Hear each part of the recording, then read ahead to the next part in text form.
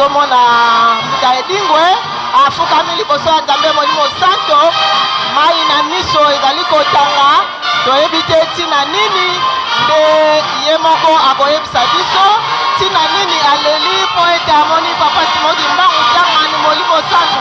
Papa oye! Wala ye wana azali kokende ya kofukama na mabolongo liboso ya Nzambe Molimo Santo Papa Simoki Mbangu Kiangani.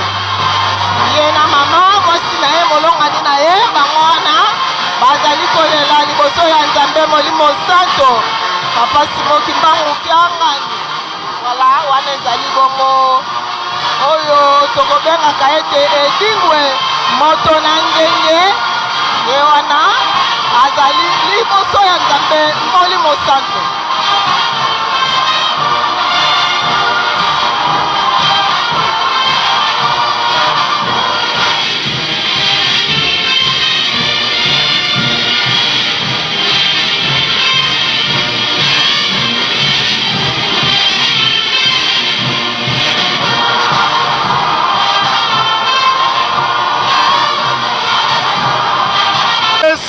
Tata na biso ndeko na biso mbote okombo ya tata mwana pe tata Molimo Santo okombo ya tata ya mwana tata Molimo Santo topesi maloba epai ya tata na biso mbuta edingwe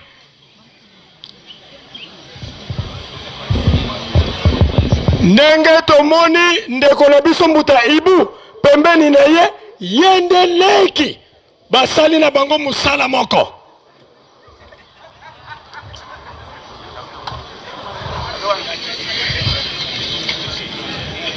Kimbangiste oye. Nazali nesengo mingi mpona kokoma na lopango oyo. Naye kotala Nzambi na ngai.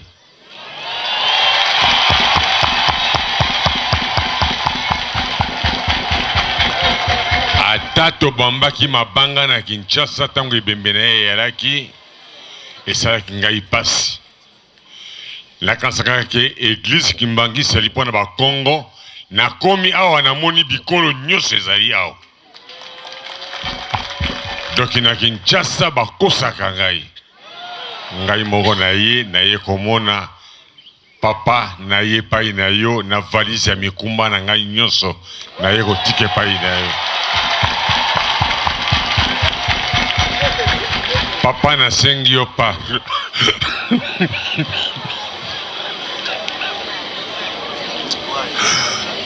Papa na tamboli mikili ya poto partout na ke na beti batu kasi nakoki kobeta yo te.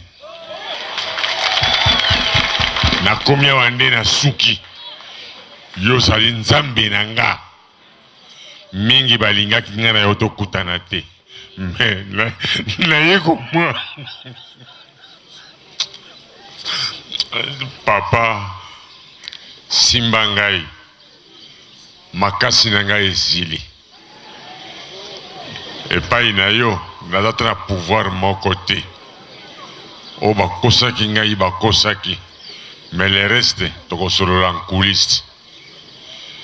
Papa ezali sengo mingi yo za Nzambe na ngai ngai bakosingami na ke poto na ke partout pa bamindele nde surtout na koki mais toza na Nzambe na biso oyo Nzambe mozalisa likolo na satindaki alobi yo vanda awa. Pourquoi tozoboya yo?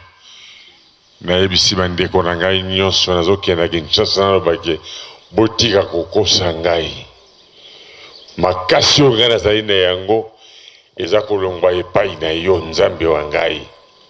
Soki yo pesi nga makasi yo te nakoka kobunda.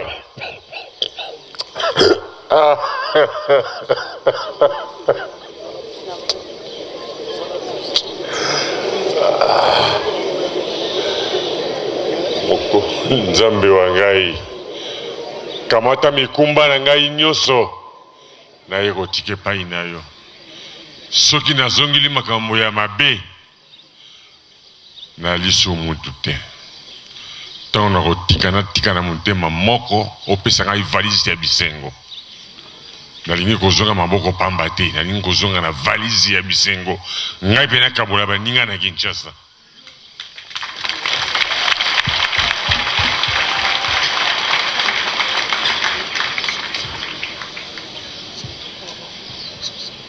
Nasukisi boye na kombo ya Tata, ya Mwana, ya Molimo Santo. Merci. Maboko, maboko, maboko. Biso nyonso tolandi ete aye epai ya Nzambe na ye okombo ya Tata, Mwana mpe Tata Molimo Santo. Okombo ya Tata, ya Mwana, Tata Molimo Santo.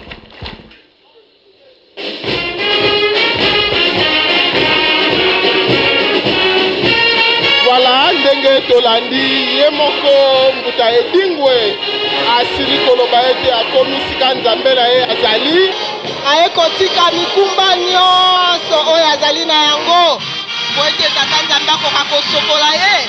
Alobi ete soki azongeli seka azali susu mutu te, kasi azali na posa kozongela te, yango aye kofukama na se ya makolo ya Nzambe Molimo Santo Papa Simo Kimbangu Kiangani.